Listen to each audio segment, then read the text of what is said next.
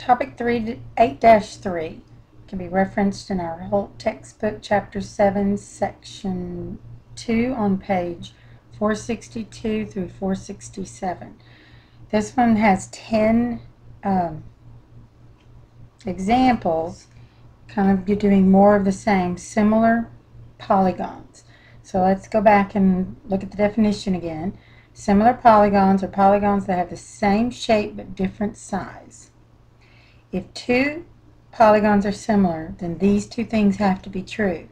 First, the corresponding angles are congruent, and the corresponding sides are proportional. That was on topic 8-2 as well. Alright, looking at the examples. Again, when you name the similar figure, they're going to show this little squiggly for the showing similarity. The angle is congruent here, with 4 lines shown. Actually, that's 5, 4 and 2. They put a little more than they needed to. But they're showing exactly congruent, whereas the side lengths are proportion. So again, showing all of the angles that are congruent. A with E, C with G, B is congruent to F, and D is congruent to H. Also, the true is that AB is the same as EF. Proportion, not the congruent, it's proportion. CD is proportion to GH, BC is proportion to FG, and AD is proportion to EF. And notice how it was named. If I started with the A and then the B, then I don't start with FE, I say EF. That's important in the way that you name it as well. Okay, we're going to introduce scale factor. The scale factor is the ratio of the lengths of the two corresponding sides. When we say that, it can be reduced. Let's look at the example. It says, what's the scale factor of the quadrilateral ABC to quadrilateral EFGH? Alright, so the AB must come first. So you're always looking at your A, starting here to go to here, it's this one to this one. So 5 is to 2.5, as the same thing 6 is to 3. Here's your 6. And here's your 3. Notice every single one of them reduces to 2, so 2 is our scale. So when they're talking about scale factor, we were looking at the proportion sides, corresponding sides. So show that the ratios of the perimeters is the same as the scale factor. Well, if you add up 5, 10, 8, and 6, you're going to get 29. If you add up the perimeter of, when we talk about perimeter, we walk all the way around. So you're adding up all of these numbers. If you add all of those numbers, you get 14.5. 29 to 14.5, if you do the math, is also a scale of 2. So the scale factor can be proven even using the ratio of the perimeters. So what's the scale factor of the quadrilateral EFGH to quadrilateral ABCD? What we need to remember is when they talk about something to something, then you're going, that's why we noted that this one must come first. So it's 2 times bigger. But if you were going to start with the smaller quadrilateral, then you would say that it is a 1 to 2 instead of a 2 to 1. It's shown by the colons. So it's half as big as quadrilateral ABCD. So again, it's how it's being asked, the question. Be careful with that. Alright, now example 5. Determine if the figures are similar and justify the answer. Well, notice that all our angles are congruent. They're showing 37, 53 as the angles here and here, and so they're all congruent. So that suffices. The second thing is that we had to determine if the sides are proportion. 9 is to 6 as 3 is to 2. Well, when you do the 9, 6, well, they're doing it by finding the scale. Divide by 3 on both, you get 3 halves. If you said 18 to 12, you're going to divide by, let's see, what's that? It's also 3 halves. Oh, I thought something was missing. It's supposed to have a 12. So you would divide both by 6 and you get 3 halves. So if your scale is is the same, then it is proportion. They are similar. Using the similar figure below, answer this question. Let's see if these quadrilaterals are similar. If you name it EFGH, you're starting with EFGH. You have to start with the same letters here, A, B, C, D. I'll keep continuing to stress that.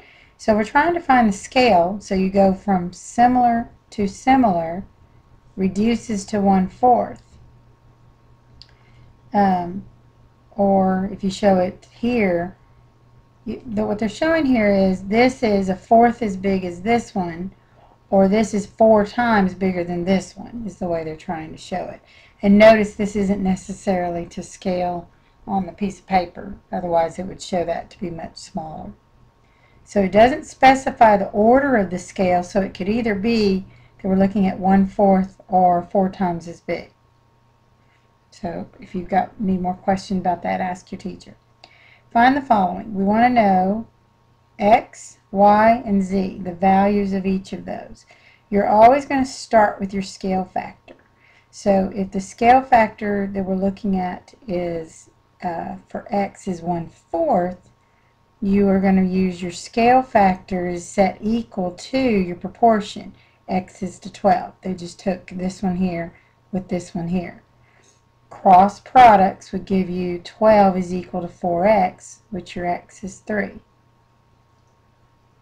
Again, if we're going to start with our scale factor of 1/4, then we're going to say 3 is to y. And notice how if I used 4/1, I would have had to have flipped these and put my variables on the top instead of the bottom. Again, get clarity from your teacher if you need more for that. Cross products set this as y is equal to 12. And so you could actually go back up there and put those values in. Oh, we put them over here. 3, 12. And then the very last one, 1/4 is to z. Where's z? Z is here, whereas z is to 5. Read that. That's a z, and this is a 5.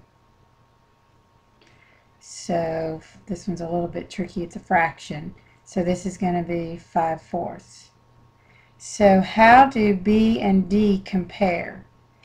Well, look at your B is 1/4, and D, the ratio of their perimeters is also 1/4. Because, well, they didn't show it, but if you added them all up, you would have to add up all of these values and see if it's 1/4 of what all of these values, and you would find out that the ratios are the same. Alright, example number 7. Use a similar figure below to answer this question. Here they've shown some with expressions, and some with just variables, and some shown with numbers. And then we also have some missing that if we might need to come up with, but they're actually just wanting to find the values of these. So if you want to find the scale, then you take what's known, which is an 18 and a 4. So 18 is to 4. Reduce this, dividing by 2, you'll get 9/2.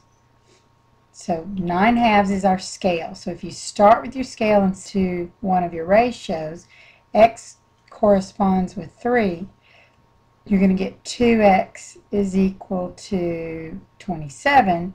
Therefore, x is 13.5. Same thing, take your scale of 9/2, cross product, be careful, you're having to do some distribution here. 2y, 2 and 2 is 4. Let's see, subtract 4 on both sides, you get 41, and divide by 2, you'll get 20.5. Alright, so again, if we're wanting to compare this quadrilateral to this quadrilateral, knowing all of the angles are congruent, we need to determine whether the others are proportion to each other. Okay, so answer the following questions. 5, oh, we can't do 5 because we don't know what it is. Oh, but we do know this one. 6 is to 18. Well, 6 is to 18. If you divide by 6, you're going to get 1/3. So 1/3 is our scale. That's your scale. So using that 1/3, first we're going to compare all the angles, and they are all the same. Your scale factor is 1/3. So you take 1/3 and then you just say as 5 is to an unknown, and then 1/3. Now be careful here. Notice where we're putting the x here. For BC, BC is an unknown to a known.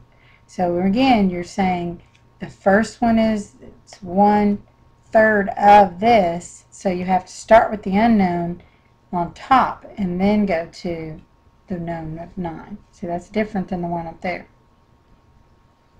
And then for AB, again, your unknown is in your numerator is to the 21, is the same as your scale. Cross products get you answers for each of those side lengths. Take a few minutes and fill that in. Last page. All right, be careful on this one. I've seen a question like this in testing before, and you're looking for ratios to be similar. So if you'll draw a picture for this one, it'll be helpful. If you've got the lengths of a triangle with ratios, now it's not necessarily the side lengths, but we'll go ahead and draw one that does have a 3, 5, 7. Its perimeter would be 15. The unknown, x, y, z, it says has a perimeter of 120. If those two are similar, then you can put it, you can actually show it, we'll show it in two ways. We can do it both ways. Let's do this way first. If you just have an unknown for each value of your proportion, so you got 3 of your x's to 5 of your x's to 7 of your x's, add them all up and divide by your total perimeter, you've got a value of x being 8. And if they want the shortest side, well, the shortest side is the one that has the 3, you fill in for what you got as a value of your x. Therefore, you're going to have 24 being the length of your shortest side with a perimeter of 120. So this x would be 24.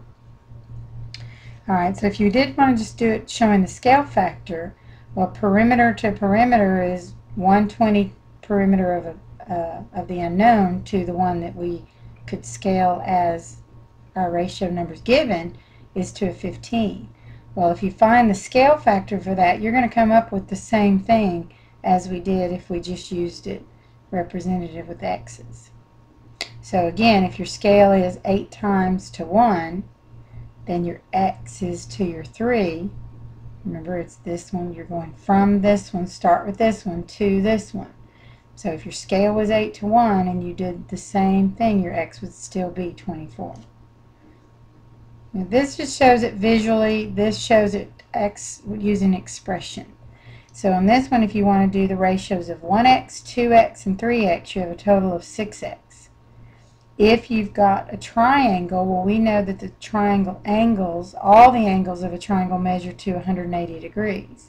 So if our ratio is 6 of them, then each of my x value is going to have a value, or actually the scale is a value of 30. So if I want to know the largest one, I'm going to multiply that by 3, because that's our largest ratio number. So that your largest angle is going to be 90. If you needed to find the other ones, you would say 2 times 30, and then you'd have 30. So that's actually really a 30, 60, 90 triangle, with the largest angle being 90, or 1, 2, 3. And that is 8-3.